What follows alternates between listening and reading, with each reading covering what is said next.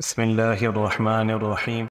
السلام علیکم ورحمۃ اللہ وبرکاتہ۔ آج ہم اکابر صحابہ اور صحابیات کے سلسلے میں جس شخصیت کا ذکر کرنے جا رہے ہیں وہ ہیں حضرت ربیع بن زیاد اسلمی رضی اللہ تعالی عنہ۔ یہ مدینۃ الرسول صلی اللہ علیہ وسلم میں صدیق اکبر رضی اللہ عنہ کی وفات حسرت آیات پر ہر شخص غم اور پریشانی سے نڈال نظر آ رہا ہے۔ مختلف اطراف سے حضرت عمر بن خطاب رضی اللہ عنہ کے دست حق پر بیعت کرنے کے لیے وفود ہر روز جوق در جوق آ رہے ہیں۔ ایک روز بحرین سے ایک وفد کا ورود ہوا۔ فاروق اعظم رضی اللہ عنہ عرب وفد کی بات بڑے غور اور دلچسپی سے سنتے، شاید ان کی باتوں میں کوئی دل آویز نصیحت یا کوئی نفع بخش فکر و تدبر مل جائے۔ حاضرین مجلس میں سے اکثر نے کوئی قابل ذکر بات نہ کی تو آپ ایک ایسے شخص کی طرف متوجہ ہوئے جس کے چہرے پر خیر و برکت کے آثار نمایاں نظر آ رہے تھے۔ آپ نے اس کی طرف اشارہ کرتے ہوئے فرمایا، آپ بھی کچھ ارشاد فرمائیے۔ اس شخص نے پہلے اللہ سبحانہ و تعالیٰ کی تعریف کی اور پھر ارشاد فرمایا، اے امیر المؤمنین، اللہ تعالیٰ نے تجھے اس امت کا والی بنا کر امتحان لیا ہے۔ کاروبار حکومت میں اللہ تعالیٰ سے ڈرتے رہنا اور یہ بات اچھی طرح ذہن نشین کر لیں، اگر فرات کے کنارے پر ایک بکری بھی اپنے راستے سے مٹک گئی تو قیامت کے دن آپ سے اس کے متعلق پوچھا جائے گا۔ یہ بات سن کر حضرت عمر رضی اللہ عنہ زار و قطار رونے لگے اور فرمایا، جب سے میں خلیفہ بنایا گیا ہوں کسی نے مجھ سے اس طرح کھری کھری باتیں نہیں کی جس طرح تو نے کی ہیں۔ تم کون ہو؟ اس نے کہا، میں ربیع بن زیاد حارثی ہوں۔ آپ نے پوچھا، کیا تم مہاجر بن زیاد کے بھائی ہو؟ کہا، ہاں۔ جب مجلس ختم ہوگی تو حضرت عمر رضی اللہ عنہ نے حضرت ابو موسیٰ اشعری رضی اللہ عنہ کو بلایا اور فرمایا، ربیع بن زیاد کا اچھی طرح جائزہ لو، اگر وہ واقعی سچائی کا خوگر ہے تو اس میں بہت خیر و برکت اور بلائی پائی جاتی ہے، یہ ہمارے لیے بہت مفید رہے گا۔ اسے کوئی ذمہ داری سونپو اور مجھے بتاؤ کہ یہ اس ذمہ داری کو کس طرح نبھاتا ہے۔ ابھی چند دن ہی گزرے تھے کہ امیر المؤمنین فاروق اعظم رضی اللہ عنہ کے حکم کی بنا پر ابو موسیٰ اشعری رضی اللہ عنہ نے سرزمین اہواز میں واقع مناظر شہر کو فتح کرنے کے لیے ایک لشکر تیار کیا اور اس لشکر میں ربیع بن زیاد اور اس کے بھائی مہاجر بن زیاد کو بھی شامل کر لیا۔ سپہ سالار لشکر اسلام حضرت ابو موسیٰ اشعری نے مناظر شہر کا محاصرہ کر لیا اور وہاں کے باشندوں سے ایسی زوردار لڑائی کی جس کی نظیر جنگی تاریخ میں نہیں ملتی۔ مشرکین نے اپنی طاقت کا اس طرح کھل کر مظاہرہ کیا جس کا عام حالات میں تصور بھی نہیں کیا جا سکتا۔ اس موقع میں کثیر تعداد میں مسلمانوں نے جام شہادت نوش فرمایا۔ مسلمان اس حالت میں لڑائی کر رہے تھے کہ انہوں نے رمضان کے روزے رکھے ہوئے تھے۔ جب ربیع بن زیاد کے بھائی مہاجر بن زیاد نے دیکھا کہ مسلمان کثرت سے شہید ہو رہے ہیں، انہوں نے بھی راہ خدا میں جان قربان کر دینے کا عزم کر لیا۔ بدن کو خوشبو لگائی اور کفن پہن کر اپنے بھائی کو وصیت لکھوائی۔ یہ منظر دیکھ کر ربیع بن زیاد رضی اللہ عنہ حضرت ابو موسیٰ اشعری رضی اللہ عنہ کے پاس گئے اور انہیں بتایا کہ میرا بھائی مہاجر نے روزے کی حالت میں راہ خدا میں اپنی جان کا نذرانہ پیش کرنے کا عزم کر رکھا ہے اور وہ اس کے لیے بالکل تیار ہے۔ اس کے علاوہ دوسرے مجاہدین بھی روزہ رکھے ہوئے ہیں۔ لڑائی کی شدت اور روزے سے ان کی جسمانی قوی اور قوت مضمحل ہو چکے ہیں۔ اس نازک صورتحال میں بھی وہ روزہ افطار کرنے سے انکاری ہیں۔ اب آپ کوئی ایسی تدبیر سوچیں جو مجاہدین کے لیے مفید ہو۔ یہ سن کر حضرت ابو موسیٰ اشعری رضی اللہ عنہ اٹھے اور انتہائی ولولہ انگیز انداز میں اعلان کیا، اے اسلام کے سپاہیوں، میں ہر روزے دار پر قسم ڈالتا ہوں یا وہ روزہ افطار کر دے یا وہ لڑائی میں حصہ نہ لے۔ دیکھو، سب سے پہلے میں روزہ افطار کرتا ہوں، یہ کہہ کر لوٹا اٹھایا اور سب کے سامنے پانی پینا شروع کر دیا تاکہ انہیں دیکھ کر دوسرے روزہ دار مجاہدین بھی پانی پی لیں۔ جب مہاجر بن زیاد رضی اللہ عنہ نے سپہ سالار کی بات سنی تو فوراً پانی کا گھونٹ لیا اور ارشاد فرمایا، اللہ کی قسم، میں نے پانی پیاس کی وجہ سے نہیں پیا بلکہ میں نے آج اپنے امیر کی قسم کی لاج رکھی ہے اور ان کے حکم کے سامنے سر تسلیم خم کیا ہے۔ پھر انہوں نے اپنی تلوار سونتی اور بڑی دلیری و بہادری سے دشمن کی صفوں کو چیرتے ہوئے مد مقابل لوگوں کو بچھاڑتے ہوئے مسلسل آگے بڑھنے لگے۔ بالآخر دشمن کے نرغے میں آگے اور چاروں طرف سے ان پر تلواروں کا وار کیا تو آپ جام شہادت نوش فرماتے ہوئے زمین بوس ہو گئے۔ دشمن نے ان کا سر تن سے جدا کیا اور نیزے کی انی میں پروں کا میدان کارزار میں آویزاں کر دیا۔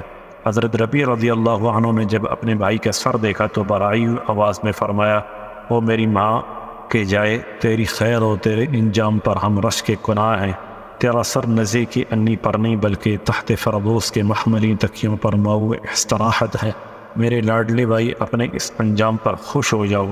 اور پھر فرمایا اللہ کی قسم میں تیرا اور دوسرے شہداء کا ان ہنجار دشمنوں سے انتقام لے کر رہوں گا۔ جب سپہ سالار لشکر اسلام حضرت ابو موسیٰ اشعری نے ربیع بن زیاد کو اپنے بھائی کی شہادت کی وجہ سے دشمنان خدا پر غضبناک دیکھا اور انہیں صفحہ ہستی سے مٹانے کا عزم راست کیا تو لشکر اسلام کی قیادت ربیع بن زیاد کے سپرد کر کے خود سرزمین سوس فتح کرنے کے لیے روانہ ہو گئے۔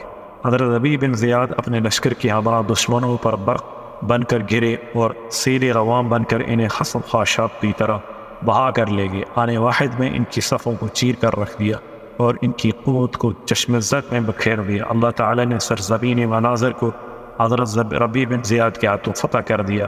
آپ نے دشمن کے شہسواروں کو قتل کیا، ان کی اولاد کو قیدی بنایا اور ان کی املاک کو مال غنیمت کے طور پر اپنے قبضے میں لے لیا۔ جنگ مناظر کے بعد حضرت ربیع بن زیاد رضی اللہ عنہ کا ستارہ جگمگایا اور ان کا نام زبان زد عام ہو گیا، اور ان کا شمار ان جرنیلوں میں ہونے لگا جنہیں لوگ رش کی نگاہ سے دیکھا کرتے تھے۔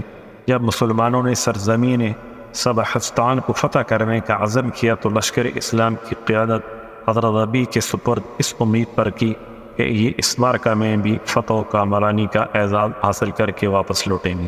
حضرت ربیع بن زیاد رضی اللہ عنہ فی سبیل اللہ اپنا لشکر لے کر سبہستان کی طرف نکل پڑے۔ راستے میں ایک طویل جنگل کو عبور کیا جس کی لمبائی تقریباً 225 میل تھی۔ یہ جنگل اس قدر دشوار گزار تھا کہ راہ میں رہنے والے وحشی جانور بھی اس کو عبور کرنے سے عاجز آ جائیں۔ اس راہ میں سب سے پہلے کرستاق زالق نامی ایک بہت بڑا شہر آیا۔ یہ سرزمین سبہستان کی سرحد پر واقع تھی اور یہ شہر بڑے بڑے محلات اور عالی شان قلعوں پر مشتمل تھا، اور اس میں مال و دولت کی ریل پیل اور قلعوں کی کثرت تھی۔ شہر میں داخل ہونے سے پہلے دانشمند قائد نے اپنے جاسوس بھیجے تاکہ وہ صورتحال کا جائزہ لے کر اپنے قائد کو مطلع کر سکے۔ انہیں پتہ چلا کہ کرستاق زالق کے باشندے عنقریب ایک سالانہ تقریب منعقد کر رہے ہیں جس میں ہر باشندہ انتہائی ذوق سے لازماً حصہ لیتا ہے۔ آپ نے اس موقع کا انتظار کیا۔ جب دیکھا تمام شہری تقریب میں شریک رنگ رلیوں میں مصروف ہیں تو آپ نے لشکر اسلام کو منظم کر کے اچانک ان پر حملہ کر دیا جس سے وہ حواس باختہ ہو گئے اور وہ سمجھ نہ سکے۔ مسلمان مجاہدین نے جی بھر کر انہیں تحقیق کیا، 20,000 افراد کو گرفتار کیا۔ گرفتار ہونے والوں میں اس کا گورنر بھی تھا۔ قیدیوں میں گورنر کے غلام بھی تھے جنہوں نے 3 لاکھ درہم اکٹھے کر کے اپنے آقا کی خدمت میں پیش کیے۔ یہ خطیر رقم دے کر حضرت ربیع رضی اللہ عنہ نے ان سے پوچھا کہ یہ مال کہاں سے آیا؟ انہوں نے بتایا ہمارے آقا کی ایک بستی سے یہ مال اکٹھا ہوا ہے۔ آپ نے دریافت کیا کیا ایک بستی سے سالانہ اتنا مال اس کے ہاتھ لگتا ہے؟ بتایا ہاں۔ آپ نے فرمایا یہ کیسے ہو سکتا ہے؟ غلام نے کہا ہمارے کلاڑوں، درانتیوں اور پسینوں کی کمائی سے یہ مال اکٹھا ہوتا ہے۔ جب لڑائی کا زور ٹوٹا تو سردار لڑکھڑاتے ہوئے قدموں سے سپہ سالار لشکر اسلام حضرت ربیع بن زیاد رضی اللہ عنہ کی خدمت میں حاضر ہوا۔ اپنی ذات اور اہل خانہ کی طرف سے فدیے کی پیشکش کی۔ آپ نے فرمایا اگر مسلمانوں کے لیے وافر مقدار میں فدیہ دینے کے لیے تیار ہو تو غور ہو سکتا ہے۔ سردار نے پوچھا آپ کتنا فدیہ چاہتے ہیں؟ آپ نے فرمایا میں یہ تیرا نیزہ زمین میں گاڑتا ہوں، آپ اس کے ارد گرد اتنا سونا چاندی اکٹھا کر دیں جس سے یہ نیزہ چھپ جائے۔ اس نے کہا مجھے منظور ہے۔ اس نے اپنے خزانوں سے سونا چاندی نکال کر وہاں ڈھیر لگا دیا جس سے نیزہ چھپ گیا۔ حضرت ربیع بن زیاد رضی اللہ عنہ اپنے کامیاب لشکر کو لے کر سرزمین سبہستان میں داخل ہوئے۔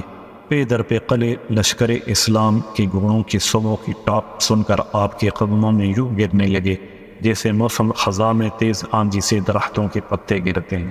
امن کے متلاشی شہروں اور بستیوں کے باشندے سرنگوں ہو کر آپ کا استقبال کرنے لگے کہ کہیں ان کے چہرے تلواروں کی زد میں نہ آ جائیں۔ اسی طرح علاقے فتح کرتے ہوئے آپ سبہستان کی دارالحکومت زرن شہر تک پہنچ گئے۔ یہاں دشمن نے لشکر اسلام کے مقابلے کے لیے بہت زیادہ تیاری کر رکھی تھی۔ لڑائی کے لیے لشکر جرار ترتیب دے رکھا تھا۔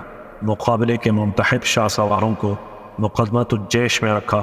دشمن میں اس بات کا پورا اہتمام کیا ہوا تھا کہ دارالحکومت کو مسلمانوں کی یرغال سے محفوظ رکھا جائے گا۔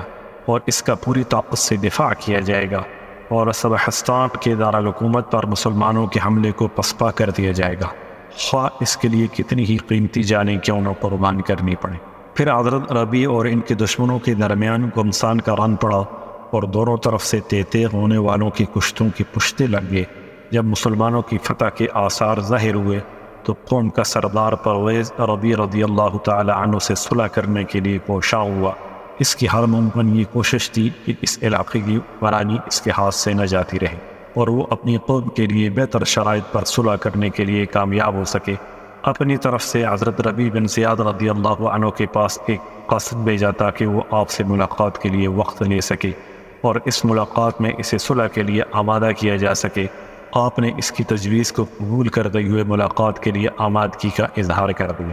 حضرت ربیع رضی اللہ عنہ نے اپنے فوجیوں کو حکم دیا کہ پرویز کے استقبال کا اہتمام اس طرح کیا جائے کہ اس کے راستے میں دونوں طرف لڑائی میں مارے جانے والے دشمن کی لاشوں کو بکھیر دیا جائے، اور جہاں بیٹھ کر ہم گفتگو کریں گے وہاں مجلس کے قریب دشمن فوج کے شاہ سواروں کی لاشوں کا ڈھیر لگا دیا جائے۔ حضرت ربیع رضی اللہ عنہ دراز قد، اونچے شملے والے، گندمی رگ اور گندے ہوئے جسم کے مالک تھے، اور چہرہ اس قدر پرہیبت کے دیکھنے والا خوف زدہ ہو جاتا۔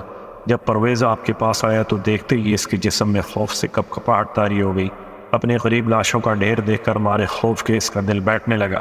حضرت ربیع رضی اللہ عنہ کے قریب آنے کی اس میں ہمت نہ رہی، اور وہ اتنا خوفزدہ ہو گیا کہ وہ مصافحہ کرنے کے لیے بھی ایک قدم آگے نہ بڑھ سکا، اور چند قدم دور سے ہی عقلاتی ہوئی زبان سے یوں گویا ہوا کہ علی جناب، میں آپ کی خدمت میں صلح کے لیے حاضر ہوا ہوں، اور اس موقع پر 1000 غلام اس شکل میں پیش کرتا ہوں کہ ہر ایک غلام کے سر پر سونے کا ایک پیالہ ہوگا۔ حضرت ربیع رضی اللہ عنہ نے اس کی پیشکش کو قبول کرتے ہوئے مصالحت کر لی۔ دوسرے دن حضرت ربیع بن زیاد رضی اللہ عنہ اپنے لشکر جرار کے ساتھ تکبیر و تحلیل کا دل آویز ترانہ الاتے ہوئے شاہانہ انداز میں شہر میں داخل ہوئے۔ یہ دن مسلمانوں کے لیے بڑا بابرکت دن تھا۔ حضرت ربیع بن زیاد رضی اللہ عنہ مسلمانوں کے ہاتھ میں ایک شمشیر باران تھے، جس کے ذریعے سے مسلمان دشمنان خدا کو دیکھ کرتے۔ حضرت ربیع رضی اللہ عنہ نے مسلمانوں کے لیے بے شمار شہر فتح کیے، بہت سی ریاستوں کو سرنگوں کیا۔